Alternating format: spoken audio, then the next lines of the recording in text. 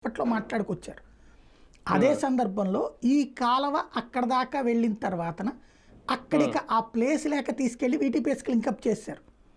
VTPS capacity ఏంటంటే ఒక చాలా చిన్నది, అది వీటీపీఎస్ కెనాల్.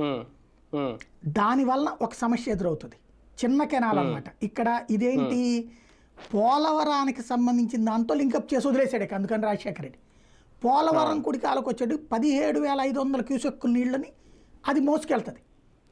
కానీ దాని మౌస్ ఇప్పుడు ఏదైతే వీటీపీఎస్ దగ్గర అంటున్నారో అక్కడ వచ్చేటప్పటికి నేను ఇందాక చెప్పినట్టు కిందకు ఉంటుంది. అది అంటే కాలువలు మనకి డ్రైనేజీలు ఎక్కడికి పెడతారు, కిందకి పెడతారు, నది లోపల.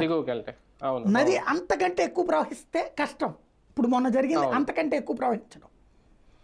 13 ఏళ్ల నుంచి ప్రాబ్లం ఎందుకు రాలేదంటే ఆ పోలవరం కాలువ తీసుకెళ్ళి, అది పోలవరం కాలువని స్టార్ట్ చేసింది రాజశేఖర రెడ్డి అయితే ఈ బుడమేరు కెనాల్ని పోలవరంలో లింకప్ చేసింది దేవినేని ఉమా చంద్రబాబు హయాంలో లింకప్ చేసింది.